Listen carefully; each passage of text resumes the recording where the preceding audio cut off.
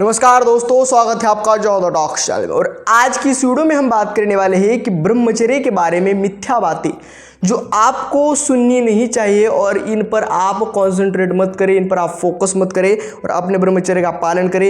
यदि इन मिथ्या बातों पर आपका विश्वास होने लगेगा तो आप कभी भी ब्रह्मचर्य का पालन नहीं कर पाएंगे, कभी भी अध्यात्म तथा परमार्थ मार्ग में आगे नहीं बढ़ पाएंगे। कौन सी हो बातें, कौन सी हो मिथ्या बातें, उन्हीं पर आज बात करेंगे और वही बातें आपको बताने वाले हैं जो मिथ्या बातें हैं जो आपको सुननी नहीं चाहिए। वीडियो में अंत तक बने रहेगा। चैनल पे नए हो तो सब्सक्राइब कर दीजिएगा, वीडियो यदि आपको पसंद आए तो एक लाइक कर दीजिएगा। तो चलिए वीडियो में आगे बढ़ते हैं। प्रथम चीज़ की प्रथम मिथ्या बात हमको काफ़ी सुनने के लिए मिलती है कि कोई भी व्यक्ति कभी ब्रह्मचर्य का पालन नहीं कर सकता, उसका वीर्य या तो स्वप्नदोष या तो लघु शंका मार्फत निकलता रहता है। कोई ब्रह्मचारी होता ही नहीं है और कोई ब्रह्मचर्य का पालन कोई कर ही नहीं सकता। यह बातें वह मूर्ख लोग करते हैं जो कभी ब्रह्मचारी बन नहीं पाते या फिर कभी ब्रह्मचर्य की चेष्टा करने का प्रयास भी नहीं करते। यह उन लोगों की वाणी है। इसलिए उन मिथ्याचारी तथा उन भ्रष्ट लोगों की बातों को नज़रअंदाज करिए, उन पर विश्वास मत करिए। ब्रह्मचर्य रहा जा सकता है कुछ वर्ष तक। यदि आपने पूर्व समय में गलत चेष्टा की है तो होगा, स्वप्नदोष होगा, आपका वीर्य उस गलत दिशा से अधोगति के मार्फत निकलता रहेगा। लेकिन यदि आपने सिद्धासन पद्मासन का अभ्यास किया, वीर्य को ऊर्ध्वगमन किया, वीर्य को ओजस में परिवर्तित कर उस ओजस का जिस भी क्षेत्र में आपको उपयोग करना है उस क्षेत्र में उपयोग करा। यदि शारीरिक शक्ति के लिए उपयोग किया तो शारीरिक शक्ति प्राप्त होगी, यदि बौद्धिक स्तर के लिए बौद्धिक शक्ति के लिए उपयोग किया तो बौद्धिक शक्ति प्राप्त होगी।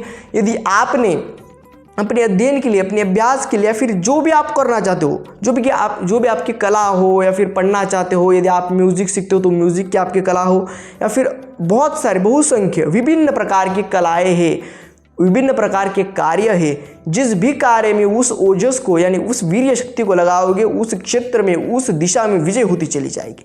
लेकिन ये मिथ्याचारी तथा ये भ्रष्ट लोग उसको समझ नहीं पाएंगे क्योंकि उन्होंने कभी भी ब्रह्मचर्य रहने की चेष्टा ही नहीं की, कभी उनको ब्रह्मचर्य लोगों का संग मिला ही नहीं। क्योंकि गधा क्या जाने गुड़ का स्वाद, बंदर क्या जाने अदरक का स्वाद। इस प्रकार से यह होता है। इसी कारण आप इनके बातों में मत फंसिए क्योंकि यह अध्यात्म मार्ग है। जो एक बार गीता शास्त्र का श्रवण भी करेगा वो भी समस्त पापों से मुक्त होकर उत्तम कर्म करने वाले लोगों को प्राप्त होगा। उत्तम कर्म करने वाले लोग ही ब्रह्मचारी होते हैं। तो आप ये तो श्री कृष्ण कह रहे हैं कि श्रद्धावान श्रेष्ठ शृणुयादुपि यो नरः सुपि मुक्त शुभालोकान प्राप्नुयात् पुण्य कर्मणाम। इसी कारण इन मिथ्याचारी लोगों के बातों में मत रहिए, ब्रह्मचर्य आप रह सकते हैं। ये प्रथम मिथ्या बात है। द्वितीय मिथ्या बात यह है, ब्रह्मचर्य का पालन करने से दिमाग की नस फट जाती है। ये कैसा विनोदास्पद मिथ्या और कैसा मिथ्याचार लोगों ने फैला रखा है। ये मिथ्याचारी लोगों के कारण, भ्रष्ट लोगों के कारण, बुद्धिहीन लोगों के कारण यह हमको सुनने के लिए मिल रहा है कि ब्रह्मचर्य से भला मस्तिष्क की नस कैसे फट सकती है। साइंस भी इसको मान्य नहीं करेगा। ब्रह्मचर्य से उल्टा आपका दिमाग तेज होता है, आप आगे बढ़ पाते हो, आप आपके लक्ष्य पर अपना लक्ष्य केंद्रित कर पाते हो और आप एक उच्चतम मनुष्य बनकर समाज के सामने आते हो और इस समाज में एक अच्छा व्यवहार करने का प्रयत्न करते हो जब आप ब्रह्मचारी होते हो तब। और ये लोग जो फैला रहे हैं कि दिमाग की नस फट जाएगी, ये मूर्ख लोग हैं। इनके बातों पर ध्यान मत करिए। ये वही लोग हैं जो स्वयं कुछ कर नहीं पाते, स्वयं तो कुछ कर नहीं पाते लेकिन जो कुछ कर रहा है उसको भ्रमित करना है, उसके ऊपर कुछ आरोप लगाना है, उसको कुछ बोलना है, उसको टिप्पणी करनी है। जो ये टिप्पणी करने वाले लोग होते हैं ये स्वयं कुछ कर नहीं पाते, इसलिए आपको बोलते हैं ब्रह्मचर्य का पालन करो। दिमाग की नस बीस कुछ फटती नहीं है, उल्टा आप योग्य होते हो। आपकी बुद्धिमत्ता से, आपके तेज से, आपके साहस से और आपके विवेक शक्ति से, विनय शक्ति से आप प्रवीण होते हो, योग्य होते हो ब्रह्मचर्य से। इसी कारण इन मिथ्याचारी लोगों के बातों में मत आइए कि दिमाग की नस फट जाएगी। तृतीय चीज कि मांस खाने से बल आता है। यह मिथ्याचारी लोगों के द्वारा प्रसारित की गई बात है कि मांस खाने से बल आता है, मांस खाने से बुद्धि भ्रष्ट होती है। तामसिक आहार में मांस गिना जाता है। तामसिक अन्न आपका कभी भी पोषण नहीं कर सकता। आप दूसरे जीवों को मार कर खा रहे हो, उस जीवों के अंदर भी प्राण है।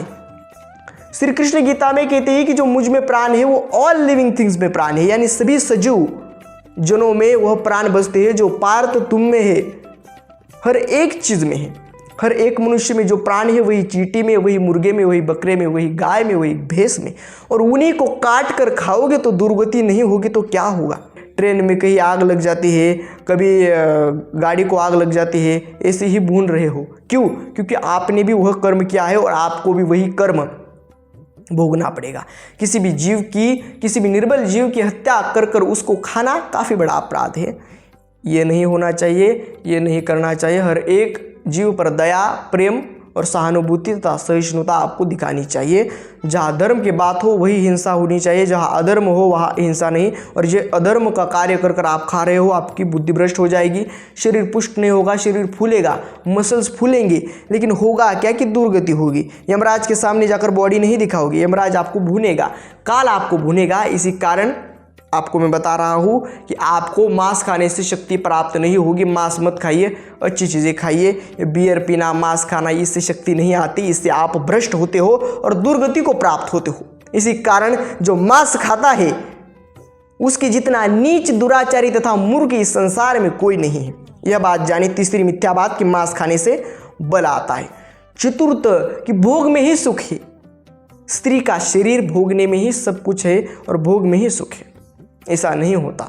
बहुत बड़े बड़े राजा आए, बहुत बड़ा बड़ा साम्राज्य था, बहुत बड़ी बड़ी युवती थी, बहुत बड़े बड़े नाट्य सुंदरी थी, भोग भोगने के लिए इतने, कुछ नहीं हुआ। भोग भोगे, आखिर में उनको पता चला कि इस भोग में आनंद तो है ही नहीं। परमानंद का नाम एक ही है, भगवान। भगवान को ही परमानंद कहा जाता है। जिसका आनंद का कोई अंत नहीं होता वही परमानंद होता है। इसी कारण भगवान के आनंद में शांति है, समाधान है, और भगवान के प्रेम में ही, भगवान के भक्ति में ही सब कुछ है। भगवान के भक्ति में ही संतुष्टि है, भगवान के भक्ति में ही शांति है, समाधान है, संतुष्टि है, भोगों में नहीं है।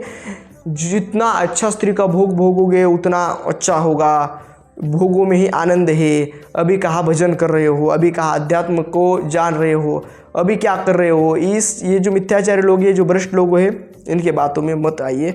ब्रह्मचर्य के बारे में इनको कुछ पता नहीं है, इनको अध्यात्म के बारे में कुछ पता नहीं है। ये लोग आपको कहेंगे ये करने की आपकी उम्र नहीं, वो करने की आपकी उम्र नहीं, ये मत करो, वो मत करो, क्योंकि वो स्वयं कुछ कर नहीं रहे, स्वयं कुछ डेवलप नहीं कर रहे हैं और आपको बोल रहे हैं। आप कुछ डेवलप करने का प्रयास तो कर रहे हो, आप कुछ अलग करने का प्रयास कर रहे हो, इसी कारण आपको समाज बोल रहा है। इतना आप ध्यान में रखें। और जो लोग बोलते हैं कि भोग में ही सुख है, वह सबसे बड़ा झूठ है।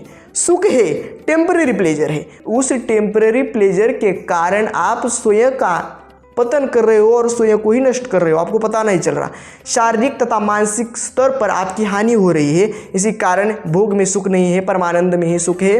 कष्टप्रद जीवन जीकर भी एक आनंद को प्राप्त किया जा सकता है, वही आनंद परमानंद है, वही ब्रह्मचर्य का आनंद है।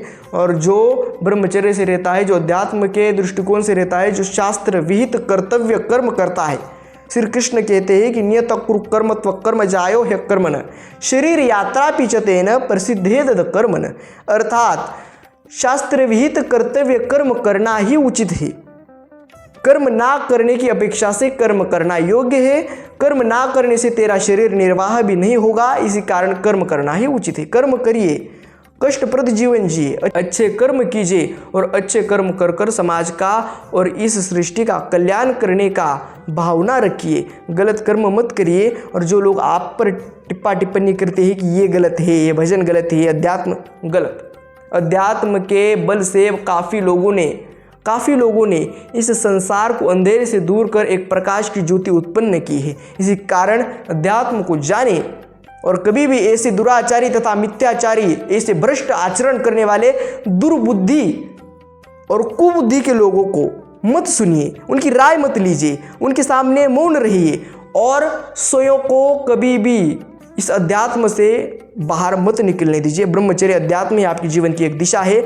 इन सभी मिथ्या बातों से दूर रहे और ब्रह्मचर्य का पालन करें, अध्यात्म पर डटे रहे, कुछ भी हो जाए, यही योग्य मार्ग है। आज के वीडियो में बस इतना ही। मिलते हैं अगले वीडियो में एक नए टॉपिक के साथ। तब तक के लिए धन्यवाद।